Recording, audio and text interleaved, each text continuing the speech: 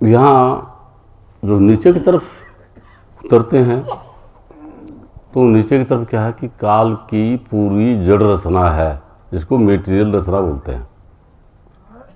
उसके अंदर उतर जाते हैं तो उस मेटीरियल रचना का अनुभव होता है जीवात्मा को, उसका अनुभव करती है ना।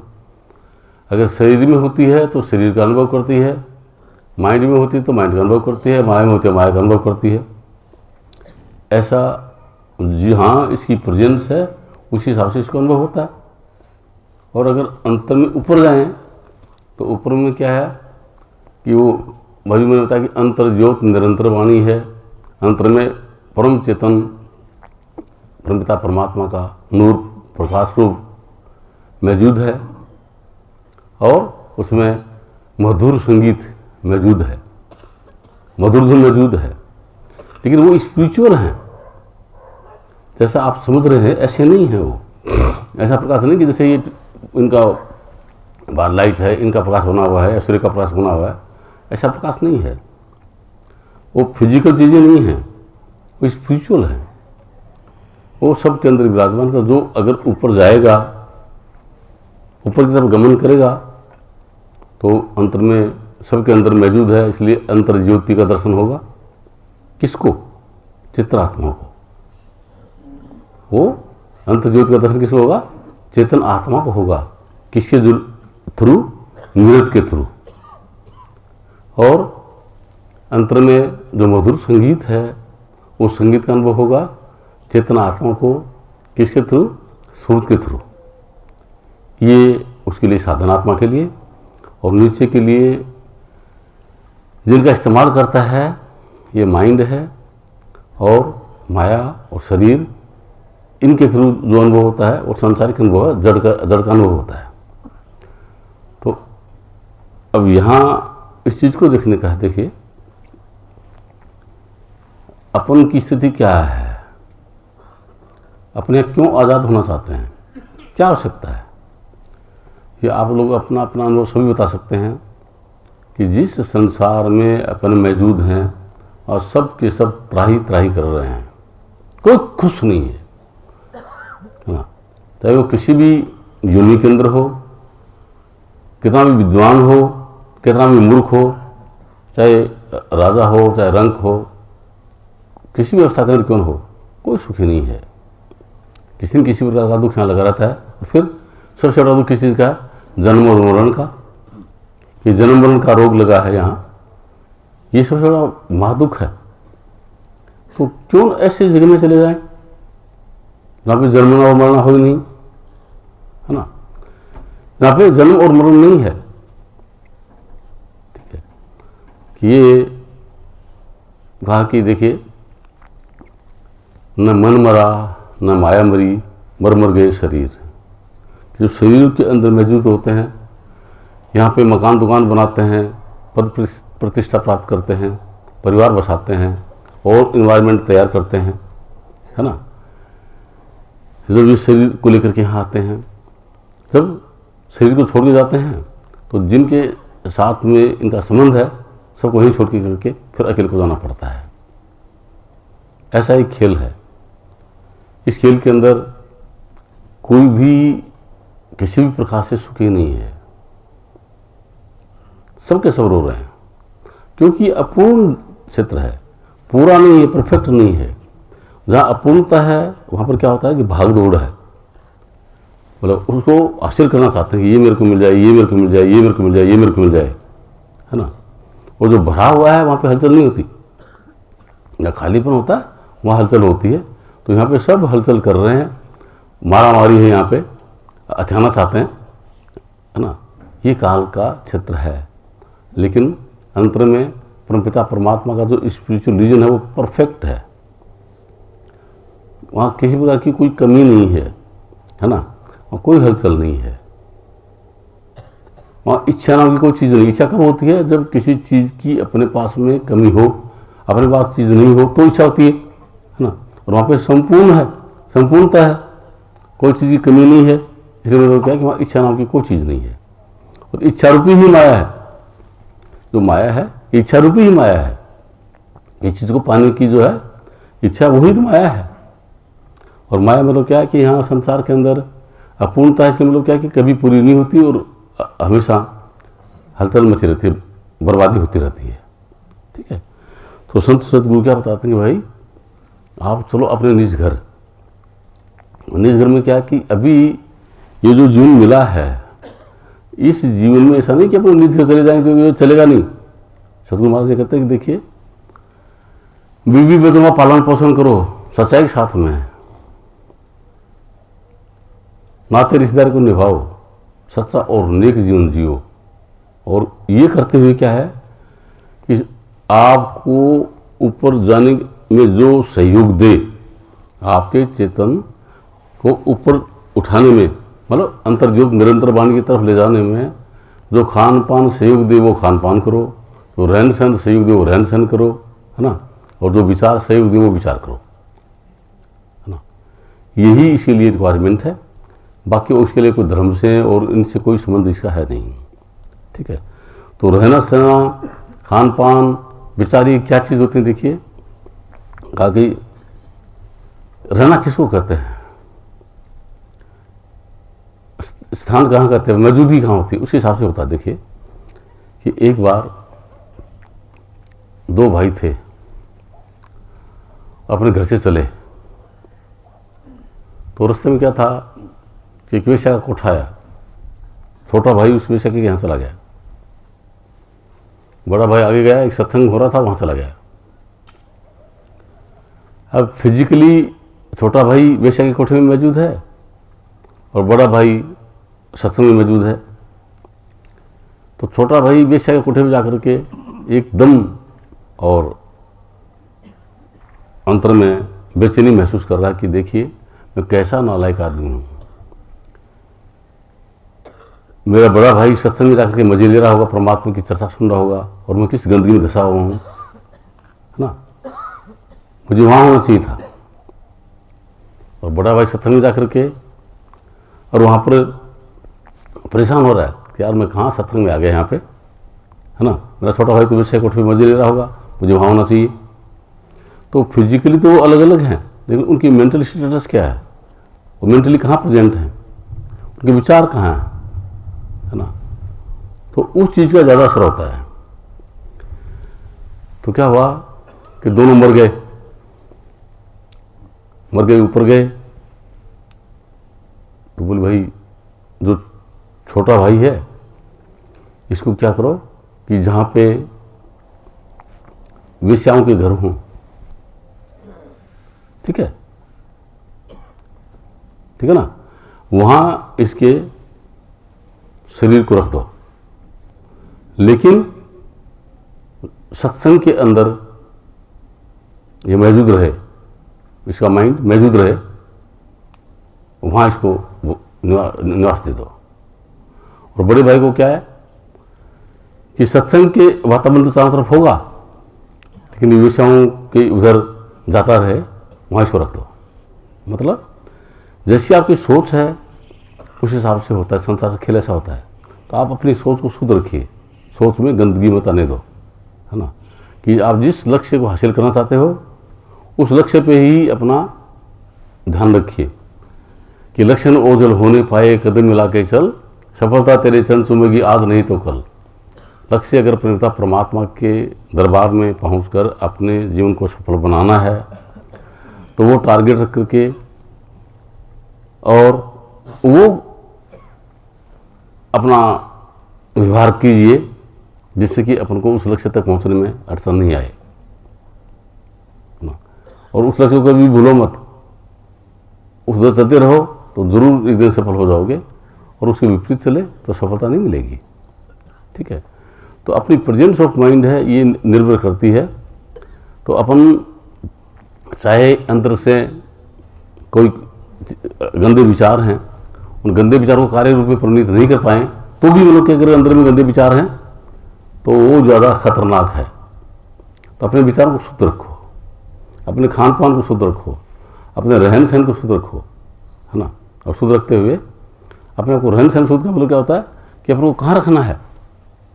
ये जो शरीर है, ये तन विष की बेलरी, गुरु अमृत की खान, शीश दिए सतगुरु मिले तो भी सस्ता जान। ये तन तो विषयों की बेल है, जो शरीर है ये तो विषयों की बेल है। ये पांचों तत्वों से बनी हुई है, पांचों तत्वों की प्रकृति है इसके अंदर, और शब्द स्पर्श रूप रस गंध ये पांचों इसके अंदर विषय हैं। इसमें अगर अपनी मौजूदगी होगी तो ये चीज़ें प्रकट होंगी। ये तो विषयों की खान है ना, और जीवन बर्बाद होगा। तो अपनी मौजूदगी कहाँ रखने की है? गुरु अमृत की खान।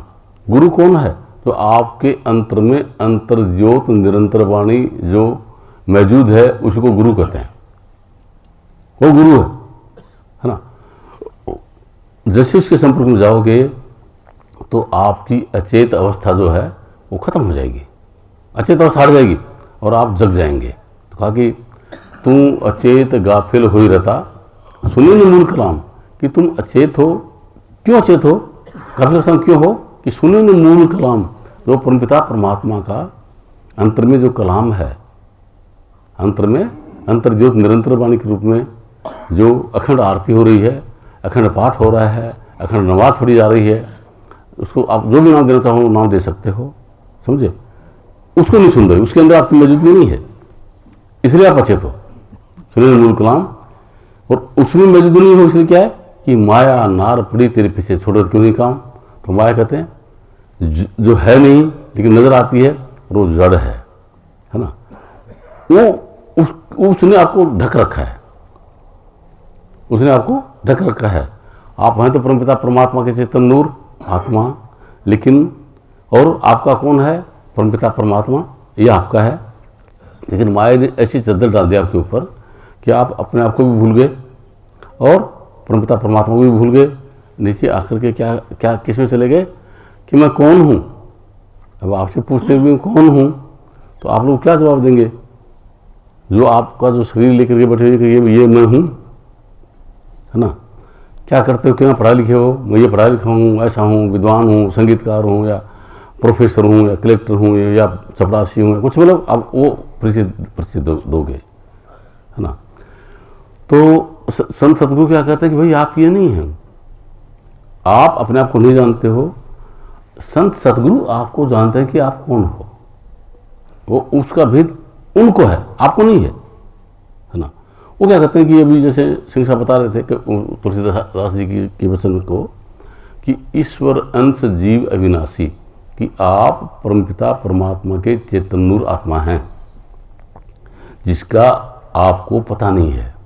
आप बेहोश हैं इसलिए उसका पता नहीं है ना। तो अब उसका पता कैसे लगेगा, है ना।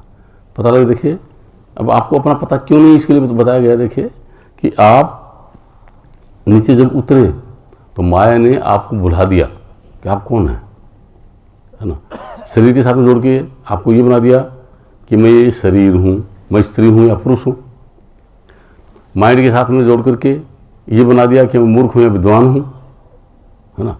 ये है तो कैरेक्टरिस्टिक्स माइंड की और शरीर की, लेकिन आत्मा के ऊपर ये चद्दर डाल दी। वो मानती कि मैं हूँ ये जीव ये मान लेते कि मैं ये हूँ, ये भूल है। उसी को होमे बोलते हैं कि होमे दीर्घ रोग है, कि होमे बहुत पुराना रोग है, सबसे बड़ा रोग है ना।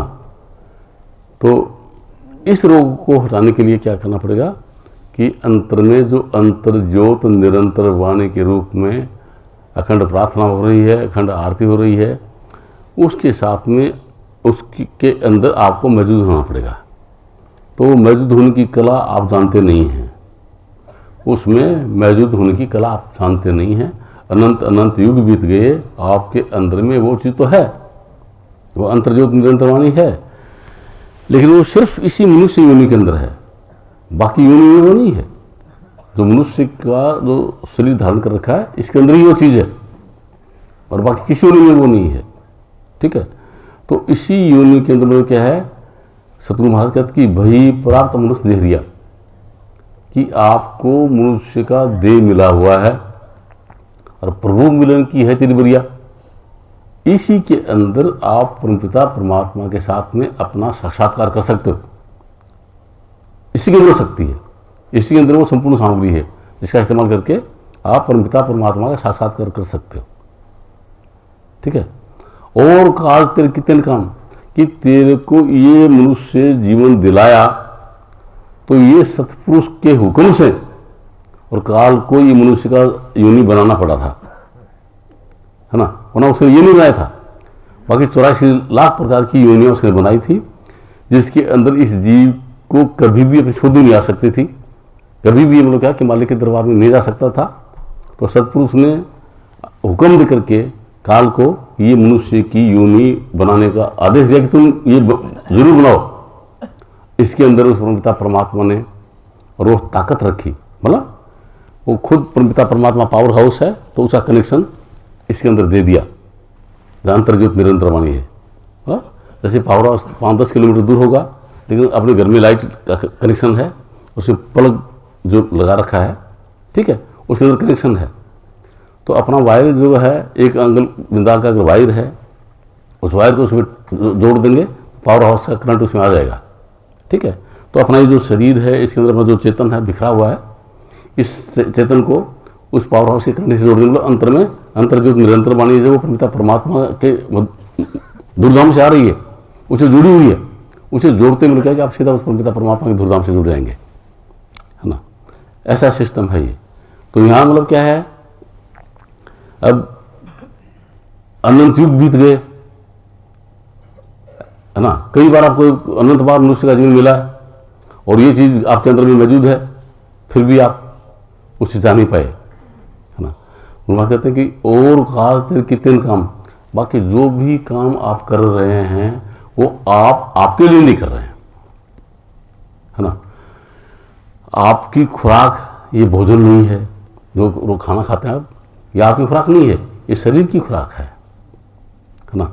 और आप क्या कर रहे हैं पूरी ज़िंदगी में, खाली करो भरो, खाली करो भरो, खाली हो गया तो उसको भरो, भर दिया तो खाली करो, है ना। इसी चक्कर में संपूर्ण चराचर लगा हुआ है। 84 लाख योनि में किसी को भी देख लो, कीड़ी को, मकोड़ी को, आगे जितने भी जिस भी योनि में के अंदर जाओ, इस सिस्टम में खाली करने और भरने के चक्कर में सबके सब लगे हुए हैं, है ना। ऐसा सिस्टम बनाया हुआ है, ठीक है। लेकिन गुरु महाराज कहते हैं कि ये सब चीज़ इस शरीर के लिए है। जो विद्वता है, जितने भी साधन बने हैं, ये माइंड और शरीर के लिए बने हैं। अभी जितनी सुविधाएं बनी है, लाइट दिखाई दे रही है, ये आवाज़ ज़्यादा बढ़ाई जा रही है, और एसी लगाया जा रहा है, मकान बनाए जा रहे हैं, किसके लिए? शरीर और माइंड के लिए बने हैं, कि तेरे लिए कुछ नहीं है इसमें। तो तुमको चाहिए, तेरा हमारा जो रिक्वायरमेंट है वो क्या है? परमपिता परमात्मा का जो परम आनंद है, उस आनंद में अपने आप को मौजूद करना, वो तेरा रिक्वायरमेंट है। वो रिक्वायरमेंट इससे कभी भी फुलफिल नहीं होगा, क्योंकि जिस जगह पे तुम्हारी मौजूदगी है वहाँ पर वो है ही नहीं जो तो आप चाहते हो। जो आप चाहते हो वहाँ मौजूद नहीं है, इसलिए क्या है कि आपको कभी भी वो इस क्षेत्र में मिलने वाला नहीं है, आप गुमराह हैं, ठीक है। और उसी की तलाश में अनंत युगों से आप इसी 84 लाख योनि में चक्कर काट रहे हैं, ठीक है। तो इसलिए संत सतगुरु उसको सही दिशा देते हैं। क्या करते हैं कि भाई तुम नीचे काल के जाल में फंसे हुए हो, काल ने जाल फंसा रखा है, उसने अनेक प्रकार की रचनाएं कर रखी हैं, है ना। क्योंकि आप बेहोश है तो बेहोशी के अंदर आपसे कुछ ना कुछ कराया जा रहा है, तो आपको सबसे पहले होश में लाना जरूरी है। आपको होश आए अपना, उसके बाद में आगे का काम शुरू होता है। तो उसके लिए क्या करते हैं कि देखिए, एक भजन ये गाते हैं कि गुरु के नाम बिन नहीं निस्तारा, साईं के नाम बिन नहीं निस्तारा, जाग जाग अंदर क्या सूता, है ना। और उसी में फिर क्या कहते हैं आगे कि जिनकी सुरता लगी भजन में, काल जाल से वो नहीं डरता। कि जिनकी सुरता भजन में लग गई, वो काल जाल से नहीं डरेगा, है ना।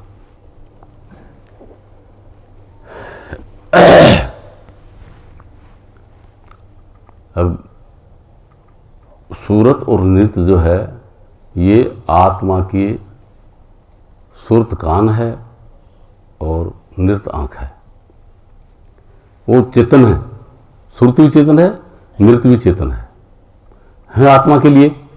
लेकिन काल ने क्या किया, उनको आत्मा से हटा करके माइंड के साथ में जोड़ रखा है, जो जड़ है उसी साथ में जोड़ रखा है। अब वो जितनी भी स्पिरिचुअल बात होती है, तो सुर नृत्य जो है वो कम्युनिकेट भी करती हैं, किसको कम्युनिकेट करती हैं? माइंड को। और माइंड है जड़, कभी समझ नहीं पाता उसको, कभी समझेगा नहीं, है ना। तो ये घटना घटी हुई है। तो ये संत सदगुरु क्या करते हैं कि जो आपको अभ्यास बताते हैं उस अभ्यास में ये तो चीज़ बताई जाती है कि देखिए अब किन किन चीज़ों का सामंजस्य है। माइंड है, उससे श्रुति जुड़ी हुई है ना, और ये शरीर है, इस शरीर के साथ में, और फिर आप सत्ता देने वाले चेतनात्मा है। ये एक यूनिट है, ठीक है। अब इसी यूनिट का आपको काम करने का है ना। तो पहले ये जो शरीर है, इस शरीर में से चेतन को रिट्रेस करने की कला संत सदगुरु बताते हैं कि शरीर में से चेतन को कैसे आप ऊपर उठाओगे, कैसे इसको निकालोगे, ये कला बताते हैं। इसको उठा के ले आए, कहाँ लाओगे? अब जो माइंड है, माइंड की बैठक यहाँ है, जीव की बैठक यहाँ है। तो जैसे चेतन ऊपर आएगा तो यहाँ माइंड है पहले, तो माइंड के अंदर चेतन जाएगा। तो जब देखिए कि ये बल्ब के अंदर अगर करंट ज़्यादा आएगा तो ज़्यादा रोशनी देगा, तो माइंड के अंदर अगर ज़्यादा लाइट करंट आएगा वो ज़्यादा फंक्शन करेगा, ज़्यादा विचार उसमें उठेंगे, ठीक है। तो वो कौन से विचार उठाता है? उसे संसार के विचार उठते हैं, ठीक है। तो संत सदगुरु बताते हैं कि तुम उनका फायदा उठाओ, क्योंकि ये विचार करता कुछ तुम उसका फायदा उठाओ। क्या फायदा उठाओ? इसको मास्टर मत बन लो। जिधर ये माइंड जा रहा है उधर आप अपने आप को मत ले जाओ, ठीक है। इसमें विचार उठे किसके? अगर संसार के विचार उठेंगे तो क्या है कि आपके विचार में क्या आएगा? पत्नी आएगा, पति आएगी, बच्चे आएंगे, माँ बाप आएंगे, रिश्तेदार आएंगे, दुश्मन आएगा, मित्र आएगा, धन दौलत आएगी, विद्वत आएगी, पद प्रतिष्ठा आएगी, ये विचार उठेंगे, ठीक है। तो ये क्या है? ये आपको इस काल के जाल में फंसाने की कला है। फिर जाएंगे, है ना, कि मुट्ठी भर रहे हैं आप। तो संत सदगुरु कहते हैं कि इसको खोलना है। कैसे खुलेगी? कि आपका संबंध सतगुरु से क्या है। सतगुरु जो होते हैं उनसे आपका क्या संबंध है? आप उनके पीछे जो आपके पीछे जो है ना राजेंद्र, सो नहीं भाई, सोना पीछे जाओ। आपका संबंध सतगुरु से। सतगुरु से क्या संबंध है आपका? सतगुरु से आपका संबंध कोई सांसारिक नहीं है। अगर सांसारिक संबंध आप रखते हैं या गुरु महाराज के नाम से चल गाय पे थप्पी मार दी दूध दे देगी, बच्चा बीमार होगा तो उसको महाराज का नाम लेकर दो ठीक हो जाएगा, उससे आपको बहुत नुकसान होगा, आप असलियत में नहीं जा पाएंगे, ठीक है। उन चीज़ों के लिए सतगुरु का इस्तेमाल करने की जरूरत नहीं है। सतगुरु का इस्तेमाल करना किसके लिए है? कि जो आपका लक्ष्य है उस लक्ष्य में अपने आप को मजबूत करने के लिए, वो लक्ष्य हासिल करने के लिए सतगुरु का इस्तेमाल करो, ठीक है। तो सतगुरु क्या इस्तेमाल करने का, उसको कैसे इस्तेमाल करने का है? माइंड क्या करता है? माइंड करता है कल्पना, हमेशा कल्पना करता है, ठीक है। तो अब क्या है कि आप ये कल्पना कीजिए कि आप अपने सतगुरु की कल्पना कीजिए अपने अंतर में, ठीक है। तो उसमें माइंड रुकेगा, उस कल्पना में माइंड रुकेगा सतगुरु को। और फिर उसको आप दिखाई दे रहा है आपको, तो किससे दिखाई देगा? आंख तो आपकी बंद है, किससे दिखाई देगा? आपके उस माइंड के साथ में जो निरत जुड़ी हुई है उसे दिखाई देगा, ठीक है। फिर जो सतगुरु का जो वचन है, जो उन्होंने नाम दिया है, ठीक है, उस नाम को सुनिए। सतगुरु जो भी नाम दिया है उस नाम को सुनिए आप, ठीक है। तो किसी से सुनाई देगा? सूरत से। तो क्या चीज़ लग गई यहाँ पे? माइंड लग गया, सूरत लग गई, नृत्य लग गई, ठीक है। शरीर में से ऊपर आ रहा है, क्या आ रहा है? चेतन। तो यहाँ क्या आ रहा है? चेतन यहाँ आ रहा है। तो जिधर अभी क्या है, चेतन नीचे है, तो आपने अपने ध्यान को आप सतगुरु में रखिए, वो चेतन है। आप उसको नीचे मत रहने दीजिए।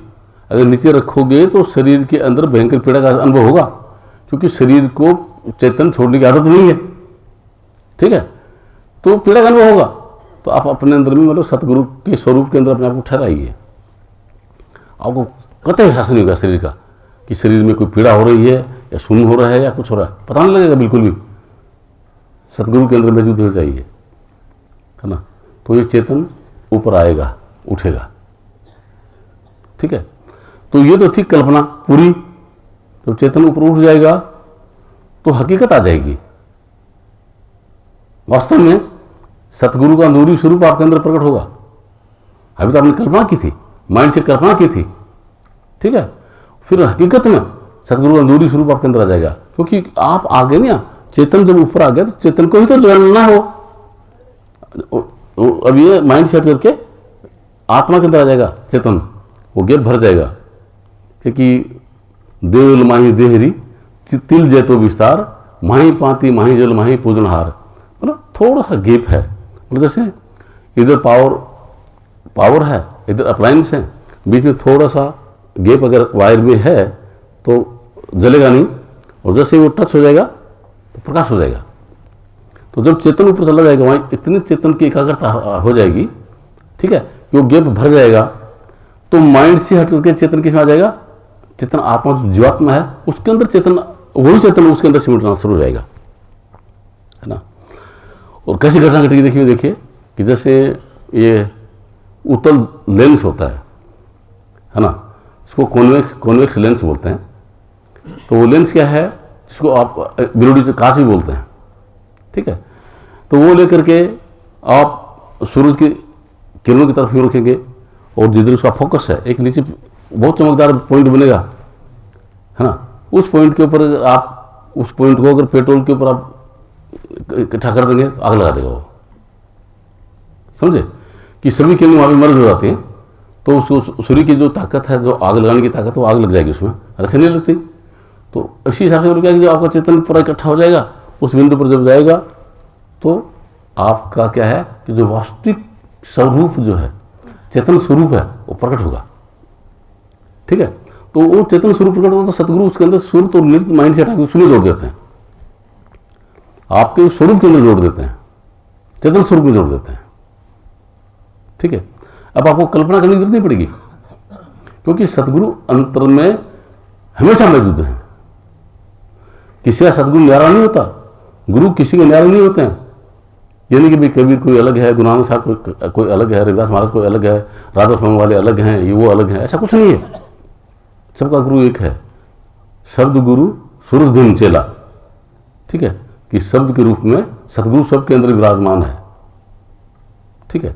लेकिन अभी आपके साथ में माइंड था, इसलिए आपका स्वरूप वैसा उसको लगेगा, तो इसे वो नूरी स्वरूप आ जाएगा।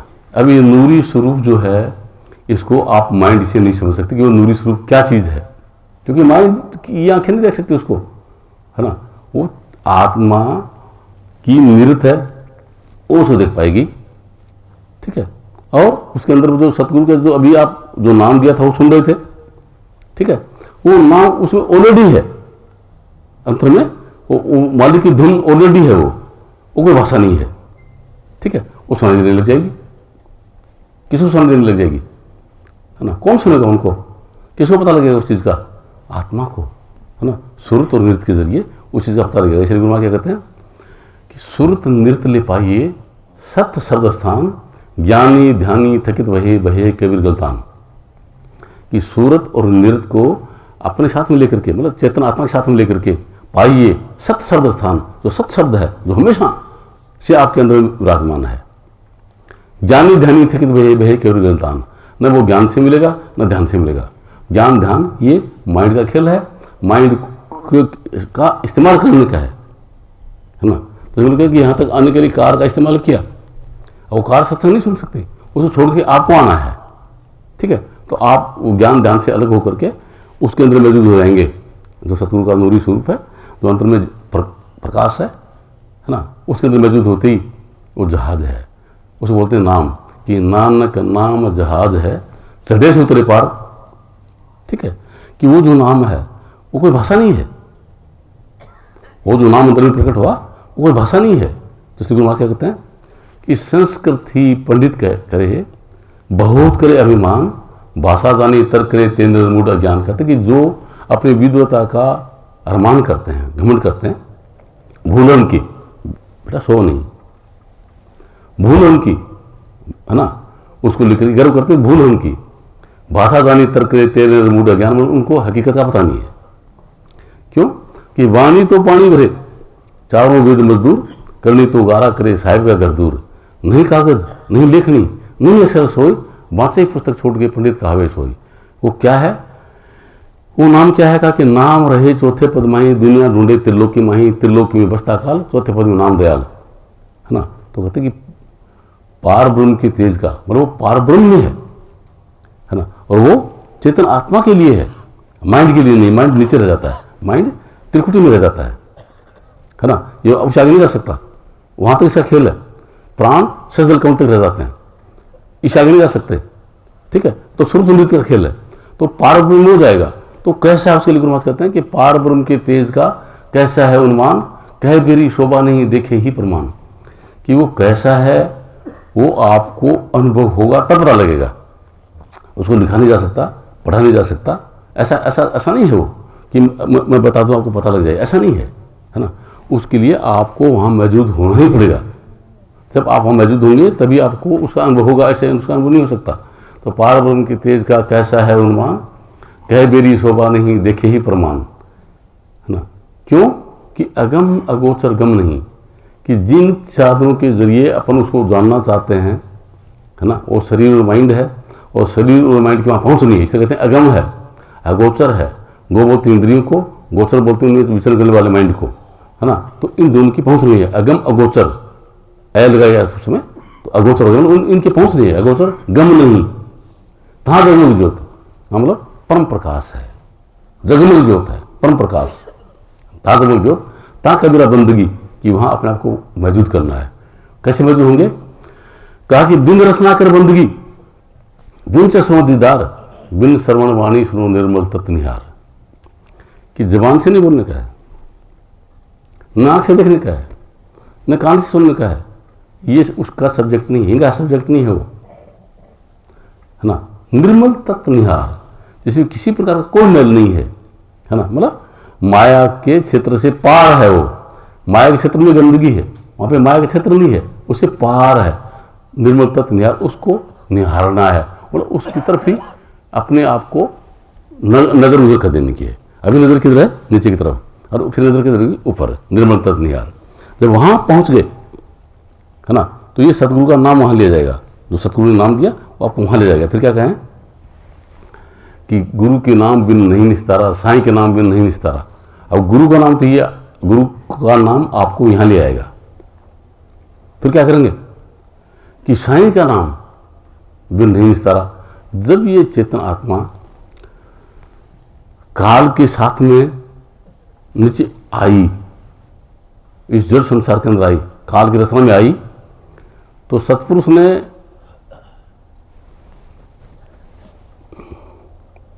ने उस चेतनात्मा को बोला था कि तुम जहाँ जा रही हो वो काल की रचना पूरी मटेरियल है, वहाँ तुम्हारे लिए कुछ नहीं है, तुम वहाँ परेशान हो जाओगी, है ना, मत जाओ, लेकिन तुम अपनी मर्जी से जा रही हो, ठीक है। तो तुमको मैं ये एक नाम दे रहा हूँ, ठीक है। जब भी तुमको मेरे पास आना हो तो अपनी मर्जी से जब मेरे पास आना हो तो ये नाम याद कर लेना, मेरे पास पहुँच जाओगी, ठीक है। वो सच्चा नाम है, उसको बोलते सतनाम, वो सतनाम, ठीक है। यहाँ तक जो नाम आया वो भी जड़ से चेतन में रहने का नाम है। अब चेतन को परमात्मा में पहुँचाने का नाम वो है, उसको बोलते सतनाम, वो अंतर में है, ठीक है। तब क्या है कि जब जग गया पूरी तरह, तब उसको सतगुरु वो नाम सुनाते हैं जो उसको भूल चुकी है, इसको याद नहीं है ना, उसकी मेमोरी रिकॉल करते हैं, उस नाम का सुमिरन कराते हैं, ठीक है। मतलब सुमिरन किस चीज़ का नाम है? जो चीज़ अपन भूल गए, भूली हुई चीज़ अपन को याद आ गई, इसका नाम सुमिरन है ना। मतलब अपनी मेमोरी रिकॉल कराना, जो भूली हुई चीज़ है उसको याद दिला देना, उसका नाम सुमिरन है। तो ये जो अपने बाकी ये जो सुमिरन करें, भाई 5 नाम का सुमिरन करो और सुमिरन करो, वो सुमिरन नहीं, उस सुमिरन की बात है वो, ठीक है। जब वो सुमिरन हो जाएगा तो सीधा सुरत और नृत्य सचखंड में परमपिता परमात्मा के पास पहुंच जाएगा, ठीक है। तो सुरत नृत्य वहां पहुंच गए, ठीक है, और नीचे का काम हो रहा है। तो आपके चित्तन के बगैर ये माइंड काम नहीं कर सकता, आपकी चेतन के बगैर शरीर काम नहीं कर सकता। ठीक है, तो क्या कि अभी गांठ बंधी किसी शरीर की बंधी है माइंड से, और माइंड की गांठ बंधी है चेतन से। ठीक है, तो चेतन ऊपर जा रहा है तो माइंड कहाँ जाएगा? जब अभी तो क्या हो रहा है कि ये माइंड है और ये चेतन है, तो जिधर माइंड जा रहा है उधर जा रहा है। तब तो क्या ये नीचे की तरफ मार्ग है, ये प्रेम मार्ग में जा रहा है और काल के क्षेत्र में प्रवेश करके यहाँ बर्बाद हो रहा है, परेशान हो रहा है। और जब ये सदगुरु बताते हैं इसको ऊपर जाने का तरीका कि ऊपर जाओ, ठीक है, ऊपर जा रहा है तो क्या हो रहा है कि ये इसके साथ में अपने आप ऊपर आ रहा है। इसको सत्ता चाहिए तो इसको ऊपर आना ही पड़ेगा, है ना। सत्ता नहीं चाहिए, लो क्या हो गया, खत्म, समझे। तो इसलिए क्या है कि इसको सत्ता चाहिए थी, इसको ऊपर आना ही पड़ेगा, झक मार के आना पड़ेगा। ठीक है, तो इस जीवन में ये अपने आप ऊपर उठ जाएगा। ठीक है, तो अभी जो इसकी जो गंदगी है, माइंड की जो गंदगी है, वो नीचे आने से उतरती होती है ना, क्योंकि भाई पिछ डाल रखा नीचे। और जब ऊपर जाएंगे तो नीचे तो मलिन माया थी, ऊपर जाएंगे तो निर्मल माया आ जाती है, उसमें रहेगा फिर ये। ठीक है, तो अपने सोर्स में पहुंच जाएगा, त्रिकुटी में पहुंच करके शांत हो जाएगा बिल्कुल। तो जब उसी के लिए कहते हैं कि देखिए कि जब शांत हो जाएगा तो उसे कहते हैं कि देखिए, सुन मंडल में घर किया, बाजे शब्द रसाल, रोम रोम दीप गया प्रगटे दीनदयाल। तो इसके लिए अब क्या करना पड़ा आपको, देखिए अब ये अवस्था कैसे प्राप्त हुई, करना क्या पड़ा आपको। देखिए इसके लिए मैं राजा जनक का उदाहरण देकर आप लोगों को समझाता हूँ कि राजा जनक जो थे सो रहे थे और उनको सपना आया। सपने में क्या देखते हैं कि अपने आप को भिखारी देखते, भूख लगी उनको और रोटी है नहीं, रोटी मांग के ला रहे हैं। भिखारी रोटी लेके आए और खाने लगे तो बिल्ली आ गई, बिल्ली ने एकदम उनको हाथ मारा, छीन लिया, एकदम जग गए। जगे तो चिंता में डूब गए कि मैं कौन हूं, मैं राजा हूं या भिखारी।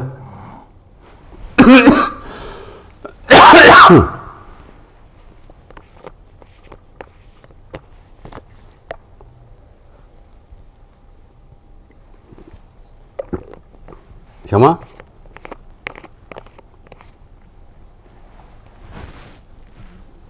कैथोलिक, हाँ टोमस को पता, कथा कथा पढ़ा लो कागज में पर, कथा कथा।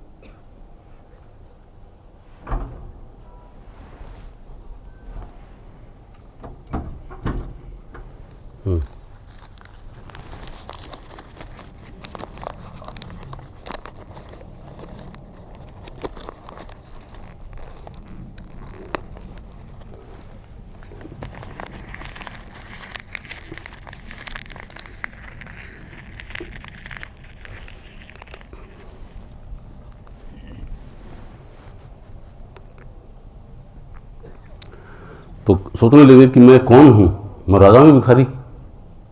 ठीक है, चिंता में डूब गए।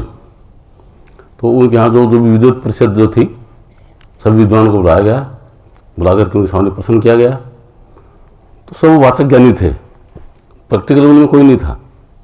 तो वाचक ज्ञान के हिसाब से उन्होंने बताया तुम राजा नहीं हो, तुम भिखारी नहीं हो, तुम आत्मा हो। तो ऐसे कर देने से तो समझ में आ गया, वो तो अनुभव करने का है। तो माइंड कह रहा है कि तुम राजा नहीं हो, तुम भिखारी नहीं, तुम आत्मा नहीं, तो माइंड बोल रहा है, वो आत्मा तो बोलती नहीं। ठीक है, तो उसे संतुष्टि नहीं हुई। फिर उस समय के वक्त के गुरु जो थे अष्टावक्र थे, 14 वर्ष की उनकी उम्र थी, 8 उसके शरीर में बंक थे, काला कलूटा शरीर। वो पूरी जिंदगी में सार बता रहा हूँ। वो आए तो रास्ते में लोग क्या किया, लोगों ने दरवाजे पे उनको रोक दिया, जाने नहीं दिया। जब आवाज़ राजा तक पहुंची तो उनका भाई कौन, बोले ऐसे ऐसे कोई है उसको आने दो। जो आ रहे थे तो जो विद्युत परिषद के लोग जो बैठे थे उसको देख के हंस पड़े।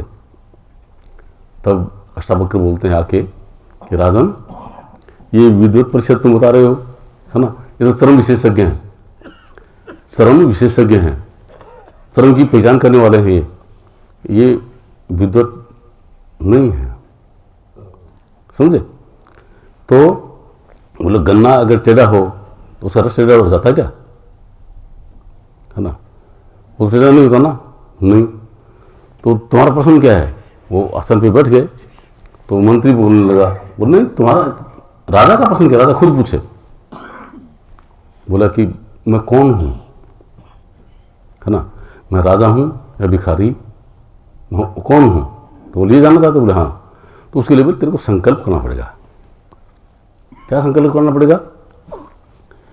कि ये जो तन है, जो शरीर है ना, ये तुझे मुझे सौंपना पड़ेगा, मुझे सौंप दो इसको।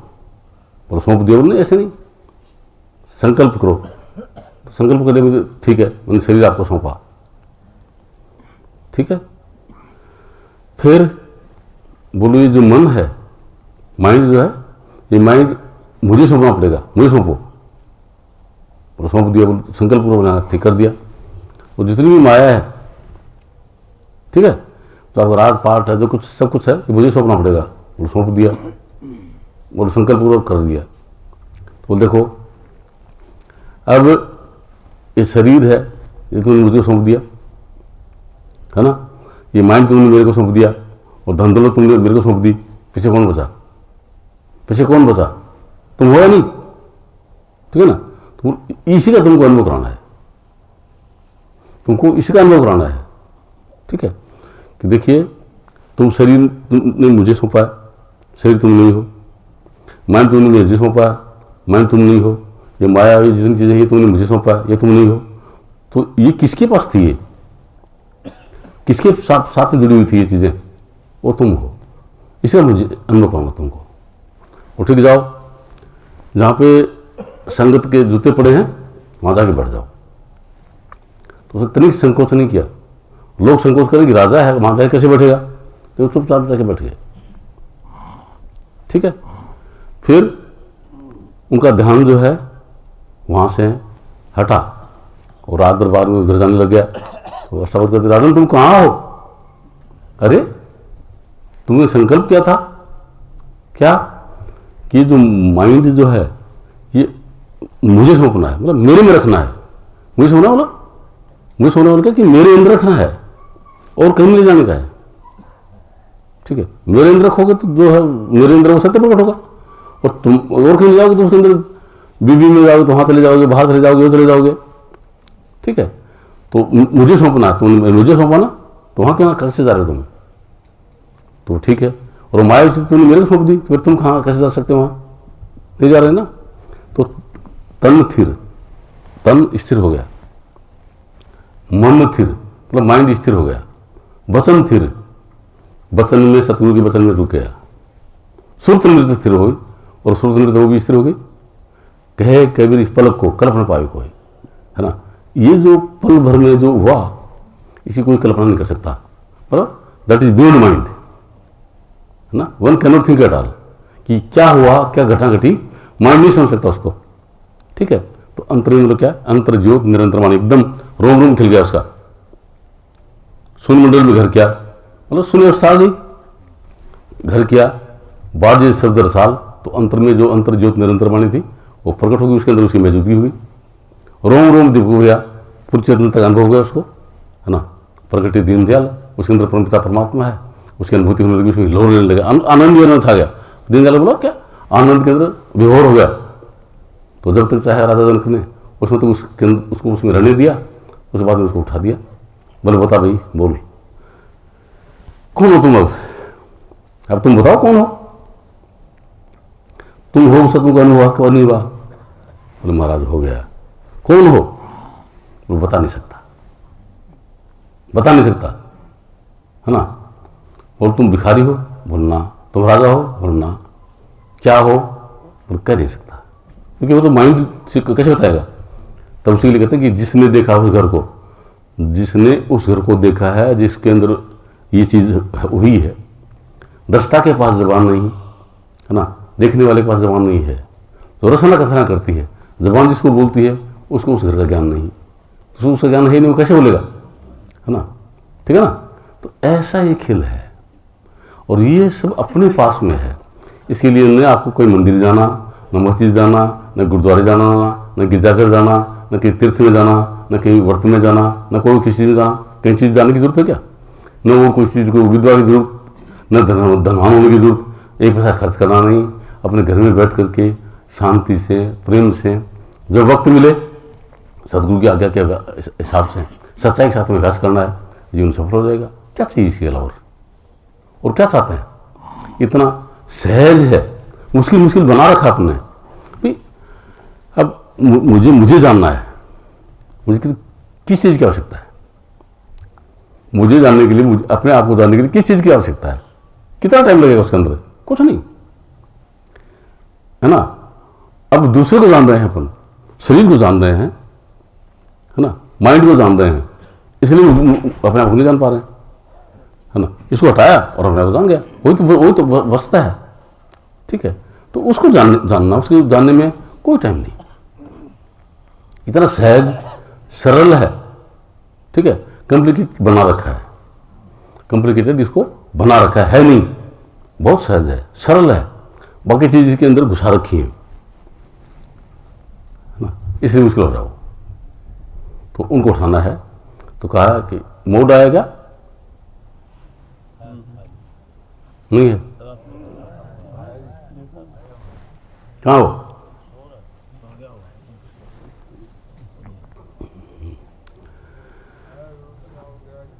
तो हो क्या रहा है, देखिए कि दिल रूपी दरगाह, दिल किसको बोलते हैं, दिल बोलते हैं चेतनात्मा को। हृदय को इनकी बात नहीं है, दिल है, नाम है चेतनात्मा का, और उसके अंदर क्या होता है, परमपिता परमात्मा बसता है, वो दिल में बसता है, ठीक है।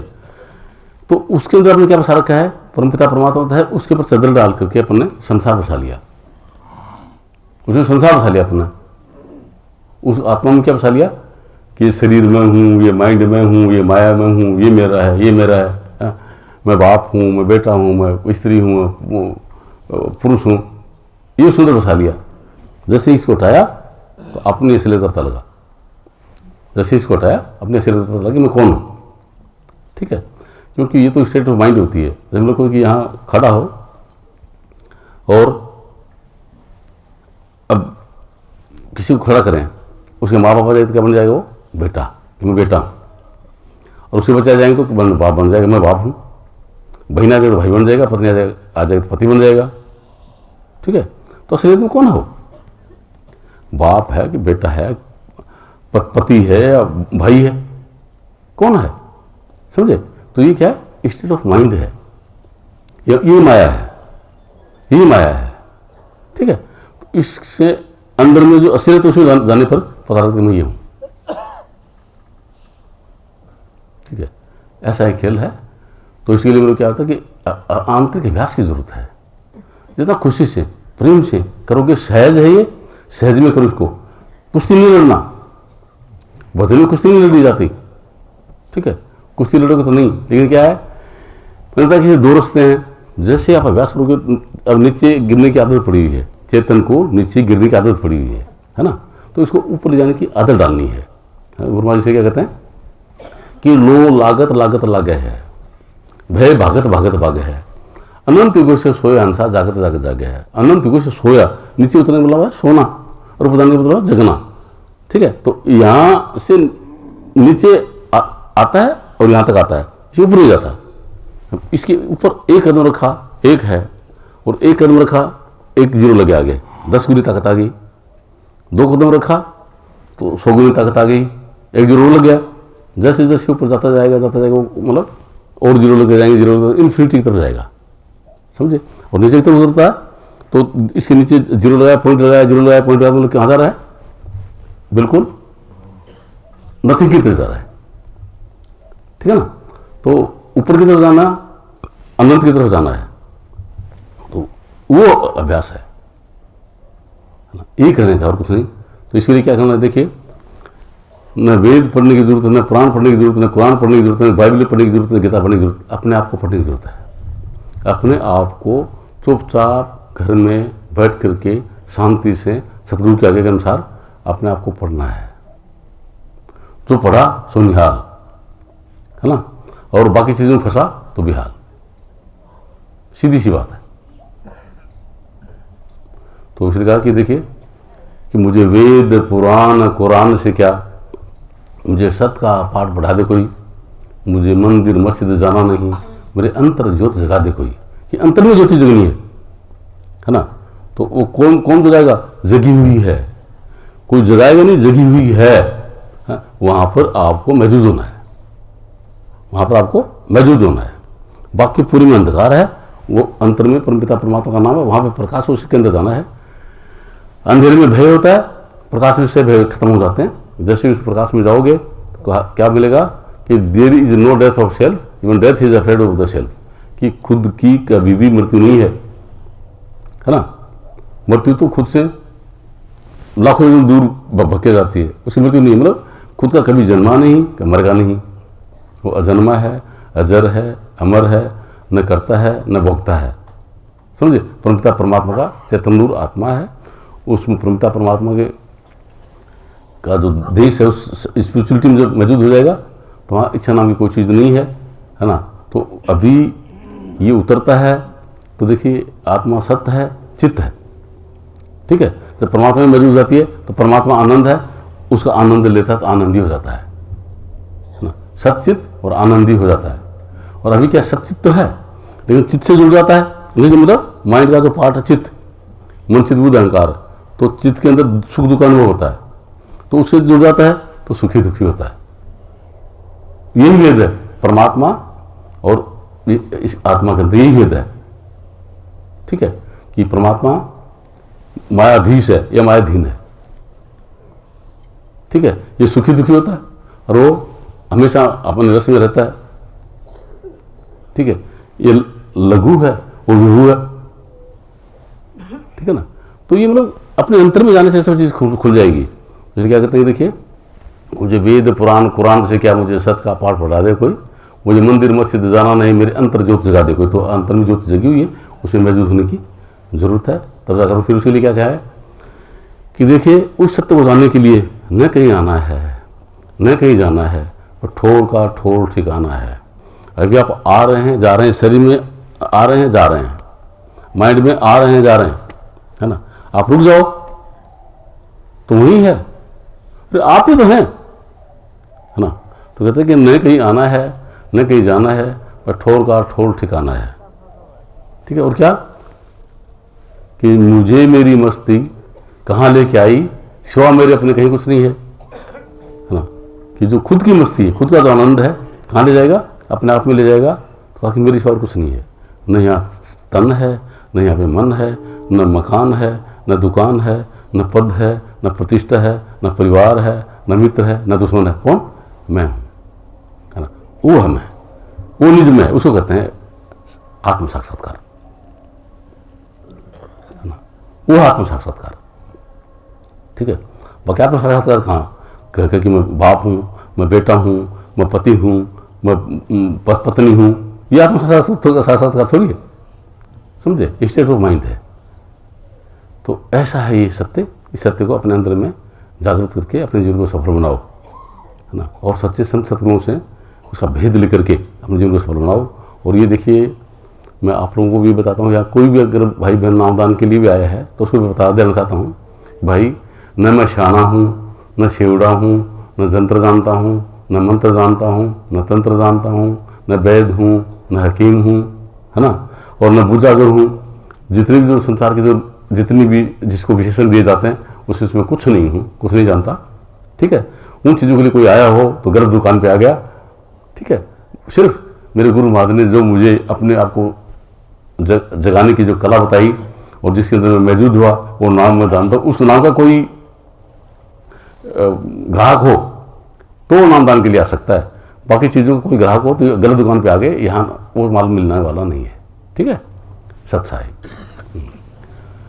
तो अभी भाई और बहनों से प्रार्थना है, किसी भाई बहन को कोई चीज़ समझ में नहीं आई हो, है ना, किसी को कोई चीज़ समझ में नहीं आई हो, खूब प्रेम से सच्चाई से पूछ लो। तो देखो बताऊंगा मैं वही जो मैंने बताया उसमें से। बाकी आप ये पूछोगे कि भाई रावण का दादा कौन था, वो मुझे मेरे दादे का भी पता नहीं है, वो तो मैं जानता नहीं, है ना।